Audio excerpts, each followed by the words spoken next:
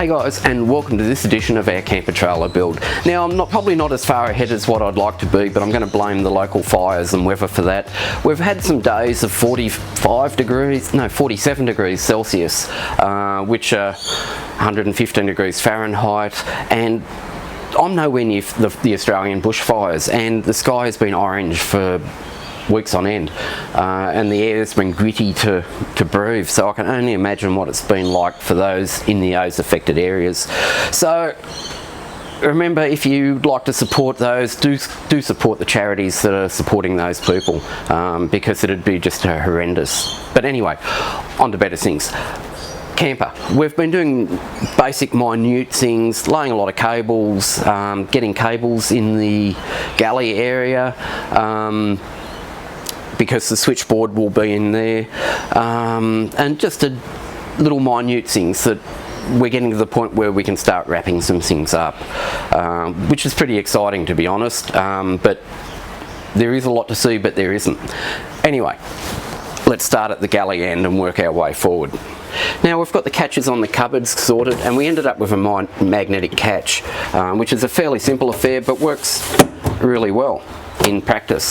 The only drama I had with this was, because the doors slide and one sits out further than the other, I did have to push the plate that the magnet attaches to out a bit on that door alone. But apart from that,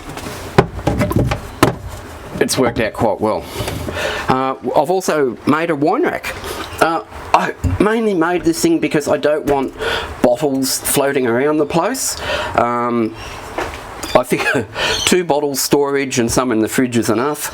I've just used 90mm sewage pipe, and it goes through the kitchen bench, and I've got a cap glued on at the bottom.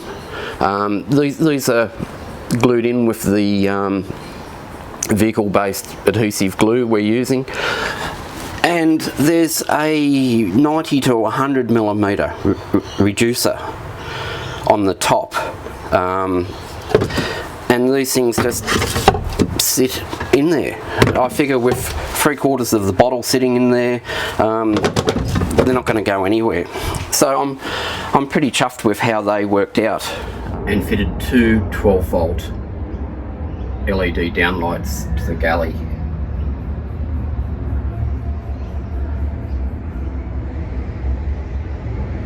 And in the galley, that's about it for the moment. I'll just show you the wiring. We've run a lot of cables down from the roof section, and I'll go over that in a moment what they are. However, they're all just run here for the moment, and I've labelled each run so we know what they are.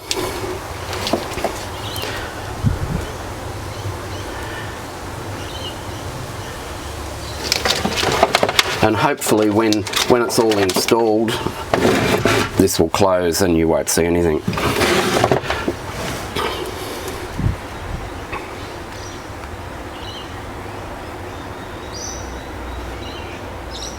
Now with the interior, I've added the Sirocco fan, which folds back to the side. I was originally going to put this off the roof, but when the cupboards open, there just wasn't enough room. So that works out quite well there, and that just slides out, locks in, and the cupboard closes on top of it. So in practice that should work quite good. With the cupboards, I've also done the runs for the twin USB connectors on both sides.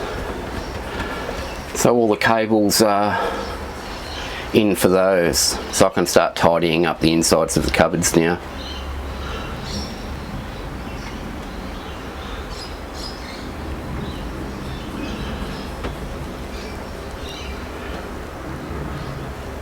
Now with the fan, I've had to run the cable up the outside wall, so we'll look at that in a moment. I've also fitted the 2 12-volt interior downlights in the cabin. The hole in the roof, the 400 by 400 hole in the roof, is cut for the rooftop air conditioner. and all of the plates for the fridge box on the front are now inside. There's another row above that.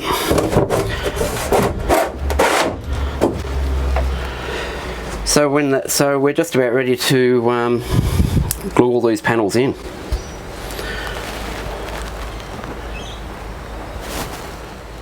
And on the front we've now got eight bolts locating the back of the fridge box to the tub.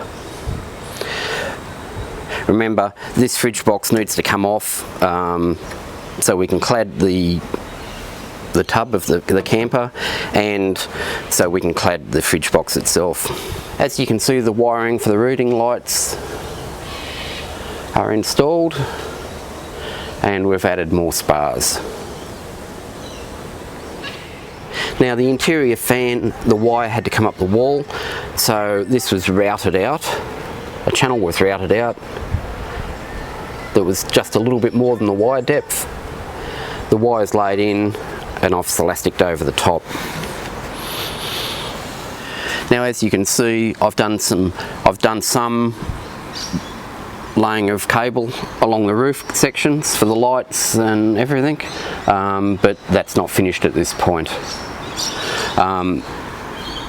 I don't need to grommet off where we're going through wood, however where we're going through metal I do. The good thing is with the 30 by 30 metal spars, there's some room underneath where I can run the smaller cables just through the timber, so that's worked out quite well. Now I've also finished off bolting in all the metal spars through the side panels. To do that, it was marking out your centre, using a spade bit for your recess, and then just drilling the hole to get to the threaded section in the bar. So that's worked out quite well.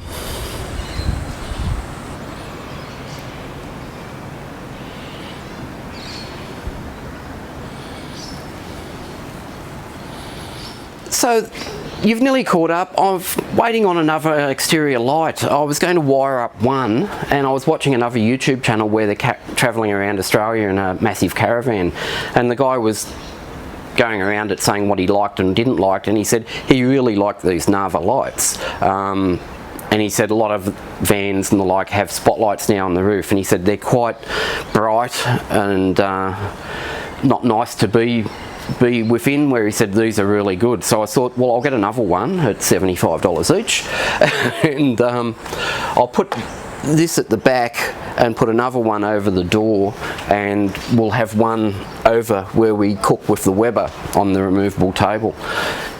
So that should work out quite good. So yeah, just waiting for that to turn up so I can finish wiring that up.